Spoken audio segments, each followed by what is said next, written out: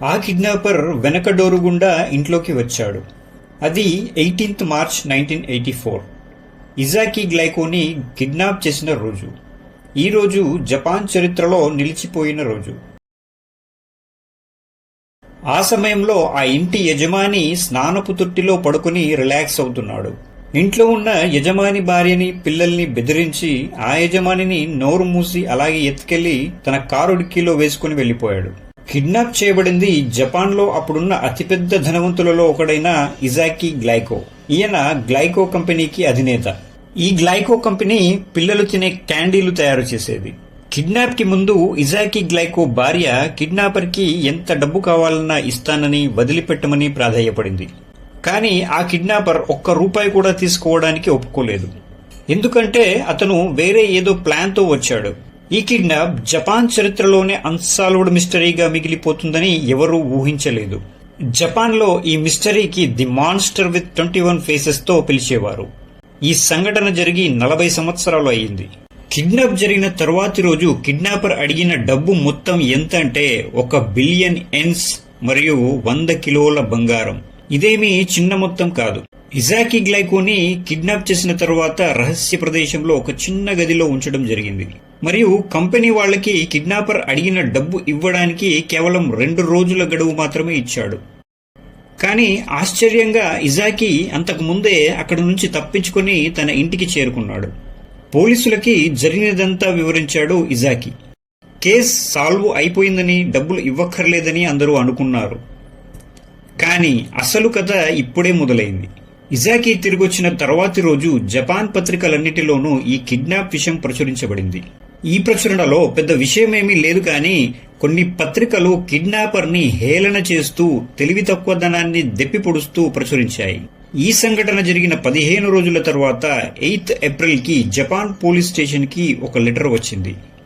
అందులో కిడ్నాపర్ ఇలా రాశాడు: నేను మీ అందరితోనూ ఛాలెంజ్ చేస్తున్నాను. నన్ను మీరు ఎప్పటికీ పట్టుకోలేరు.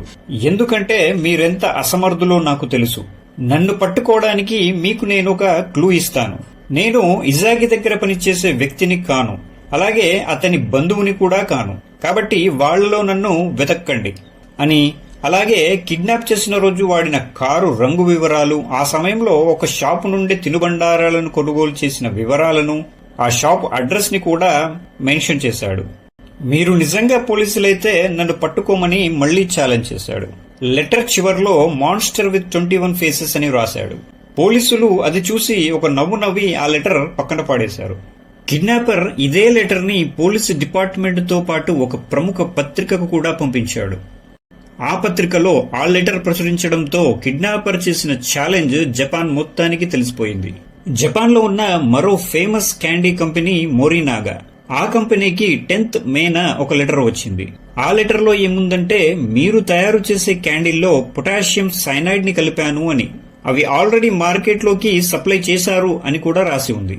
ఎవరైతే ఆ క్యాండీలు తింటారో చనిపోతారు అని ఉంది. ఇదే హెచ్చరిక ఇజాకా గ్లైకో కంపెనీకి కూడా ఇవ్వబడింది. లెటర్ లో స్పష్టంగా క్యాండీ బాక్సుల్లో విషం కలిపాను అని ఉంది.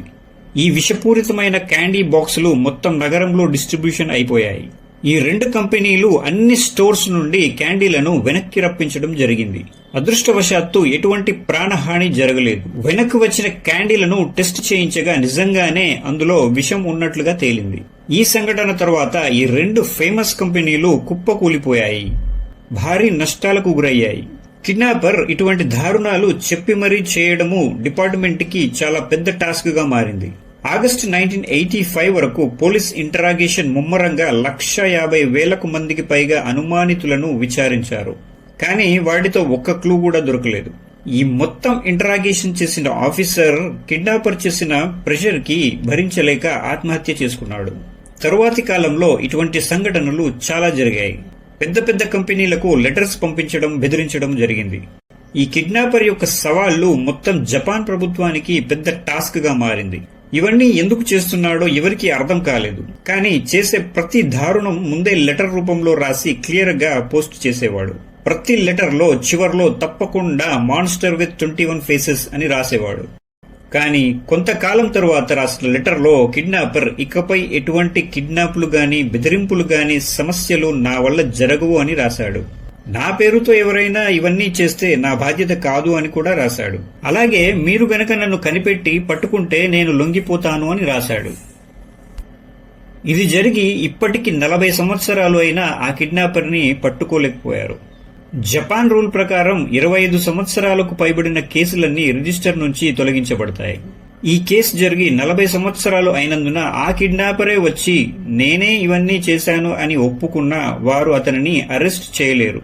ఈ కేసు జపాన్ చరిత్రలో గ్రేటెస్ట్ అన్సాల్వ్డ్ మిస్టరీగా మిగిలిపోయింది.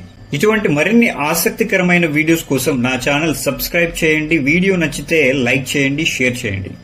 Thanks for watching.